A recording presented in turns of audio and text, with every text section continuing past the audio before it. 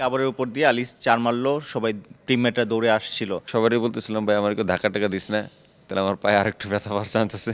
জিনিসটা আসলে সৃষ্টিকর্তাই জমাই দিছে। পায়ের কি অবস্থা? সবাই যদি এরকম ভাবে দোয়া করে তো ইনশাল্লাহ ফাইনালে আবার ফিরবো। সালাউদ্দিন স্যার বলছে আমি অনেক খুশি হয়েছি। সিনেমাটিক ওয়েতে মানে একদম ড্রামা শেষ মুহূর্ত। আবার সিনেমার যে চিন্তা ভাবনা ওটা কিন্তু আসে বাস্তব লাইফ থেকেই। হোল্ডারকে ছক্কা মারা, ৪ মারা, পায়ে ব্যথা নিয়ে উঠে যাওয়া, আবার শরীফুল আউট হওয়ার পর টিমমেটরা প্যাড লাগাচ্ছে, মানে কি কাজ করছিল? তো আপনার মানসিকভাবে কি অবস্থায় ছিলেন আপনি? না যখন ইনজুর্ড হইলাম তো তখন একটা জিনিসই ছিল, আমি দাঁড়ায় ব্যাটিং করতে পারতাম, এটা অনেস্ট।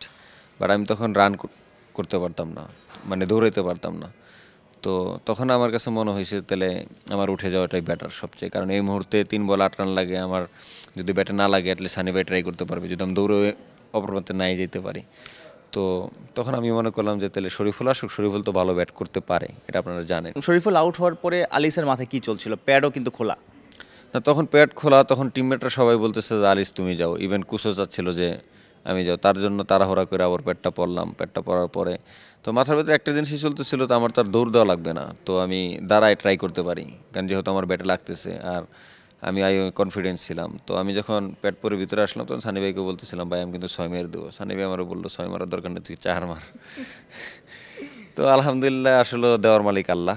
কাভারের উপর দিয়ে আলিস ৪ মারলো, সবাই টিমমেটরা দৌড়ে আসছিল।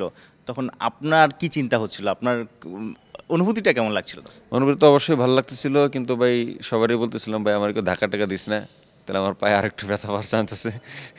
বাট সবাই ওরকম অনেক সেলিব্রেশন করতেছিল, ইভেন অনেকে কান্না করে দিচ্ছিল। আসলে এরকম একটা ম্যাচ। গ্রেটিংসটা, কার বাহবাটা ওই মাঠের মধ্যে শেষ সময় ভালো লেগেছে আপনার? সালাউদ্দিন স্যার বলছে আমি অনেক খুশি হয়েছি। ফোন দিয়েছে? This is the first time সে আমার কোনো প্রশংসা করছে বা সামথিং। মানে এখন ন্যাশনাল টিমের সিনিয়র সহকারী কোচ, লাস্ট ইয়ার বা এর আগে আপনি কুমিল্লা ভিক্টোরিয়ান্সে খেলেছেন কোচ সালাউদ্দিনের অধীনে, তিনি কি ফোন দিয়েছিলেন না মেসেজ করেছিলেন? সে আমাকে মেসেজ করছে যে কনগ্রাচুলেশন, মার্শাল্লাহ, অনেক খুশি হয়েছি।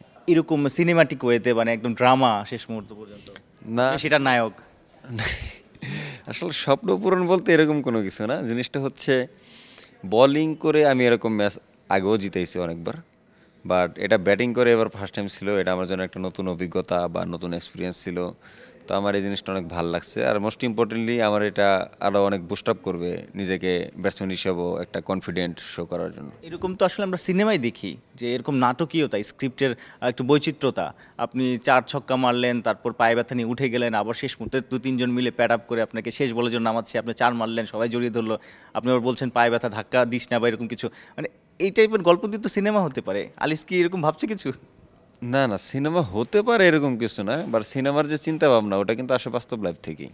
তো এরকম কিছু হইতে পারে বা এরকম কিছু হওয়ার সম্ভাবনা আছে থেকেই কিন্তু মানুষ ওরকম চিন্তা ভাবনা করে, তার একটু আপনার জিনিসটা জমানোর জন্য হোক বা এর জন্য, কিন্তু আসলে এটা তো নাটক ছিল না। রিয়েল লাইফে আপনি জমিয়ে দিয়েছেন।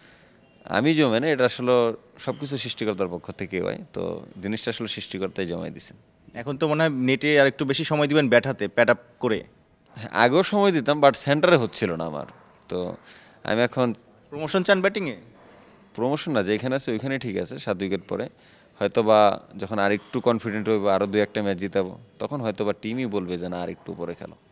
পায়ের কি অবস্থা? চিটাগাংয়ের দর্শকরা তো এখন ফাইনালও আলিসকে চায়, মানে কন্ডিশনটা কি? সবাই তো প্রশংসা করছে, উইশ করছে, কিন্তু আপনি আসলে এখন কতটুকু ফিট বা ফাইনালের জন্য? সবাই যেরকম প্রশংসা করতেছে, উইশ করতেছে, সবাই যদি এরকমভাবে দোয়া করে তো ইনশাল্লাহ ফাইনালে আবার ফিরবো। আর যদি নাও ফিরি ইনশাল্লাহ ক্রিকেটে তো ফিরবো ইনশাল্লাহ। ফাইনালের আগ পর্যন্ত টিম ম্যানেজমেন্ট ওয়েট করবে, ট্রাই করবে আপনি কতটুকু ইমপ্রুভ হচ্ছে আপনার পায়ের ব্যথা।